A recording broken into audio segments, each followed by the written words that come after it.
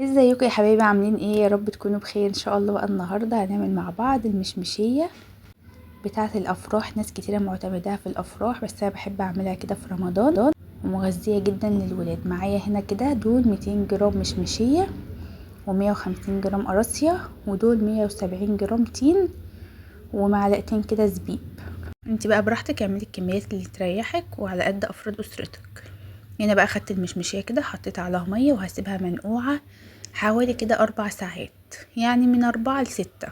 انا هنا كده نقعتها حوالي الساعه 2 أو 3 عشان اشتغل فيها بعد الفطار. والتين هنا كان كبير، قسمت الواحده على 2، والقراصية شلت منها البذر. وهنا بقى هبدأ اعمل ايه الشربات بتاعي. جبت حله كده، حطيت فيها معلقتين سكر. انا مش عايزه هنا كميه السكر كتير، لان المشمشيه والقراصية والحاجات دي هتنزل سكر. وحطيت هنا كوبايتين ميه عشان لسه هزود ميه دلوقتي، وهدوم تقليبه كده. نصلي بقى على الرسول كده، نشوف هنعمل ايه. اللهم صل وسلم وبارك على سيدنا محمد وعلى اله واصحابه اجمعين. كده سبتهم يغلوا مع بعض، وجبت نص ليمونه حطيتها، وهبدا انزل بقى بالميه اللي انا نقعت فيها المشمشيه. حطيت نص ليمونه ليه؟ عشان دي كماده حافظه، تقعد معاكي لحد اسبوعين في التلاجة، ما تبصش ولا تحمض ولا اي حاجه. بقى نص ليمونه معايا هنا كماده حافظه. حطيت بقى الميه بتاعت المشمشيه وقلبت، وهسيبهم يغلوا. هنا دقت كده، حسيتها محتاجه سكر.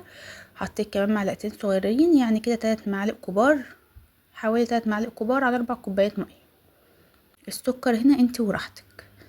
اول ما الميه غلت كده معايا، هبدا بقى احط المشمشيه حوالي من 8 دقايق ل 10 دقايق على حسب نوع المشمشيه. لازم في الخطوه دي المشمشيه بتاعتك تكون طريه، ما تبقاش ناشفه ومجلده، مش هتبقى احسن حاجه. سبت بقى المشمشيه غلت معايا بالظبط 8 دقايق، وبقت خلاص كده مستويه وحلوه. نزلت عليها بالتين والقراصية، ونزلت عليها بالزبيب، ونزلت عليها برشة فانيليا، واديتها تقليبة وطفيت النار. انا مش عايزة هنا الحاجة دي تغلي. القراصية اصلا مش هتحتاج ان انت تغلي المية فيها، ولا الزبيب ولا اي حاجة، هي المشمشية بس. هم بقى مع بعض السخونية كده هتديهم نفس التسوية بتاعة المشمشية. وهنا بقى كانوا بردوا خلاص، وهبدأ بقى اغرف منهم للولاد كده زي ما انتوا شايفين.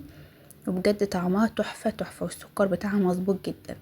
والسكر زي ما احنا اتفقنا على حسب راحتك. هحط بقى في كل طبق كده 2 مشمشية، و2 قراصية، و2 تين. وهقعد بقى ادور شوية كده على الزبيب، مش هلقاه. واحط بقى شوية من الشربات بتاعها كده، بقى الشربات بقى كله متمكس مع من اطعمة الاربع اطعمة اللي احنا حطيناهم، اللي هي المشمشية والتين والقراصية والزبيب. هنا بقى بدوقها، طعمها بجد في حتة تانية وحلوة جدا. قومي اعمليها للولاد ومفيدة جدا للولاد. وقولي رأيك في كومنت. لسه ما حطيتش اللايك، انزلي اعملي لايك وكومنت ودعوة حلوة من قلبكم، ولكم بالمثل. هنا بقى حطيتها كده في علبة تلاجة، وهدخلها بقى في التلاجة. وما الولاد يعوزوا، اللي يعوز اغرف له منها. ما صورتش معاكم فطار النهارده لان انا ما طبختش النهارده، كان عندي باقي اكل امبارح، المكرونه واللحمه. وعملت جنبهم كده طبقين لسان عصفور، والحمد لله قضينا اليوم النهارده. ان شاء الله بقى هصور لكم فطار بكره. انزلي بقى فعلي الجرس عشان يوصلك كل جديد. واشوفكم في فيديو جديد على خير يا رب.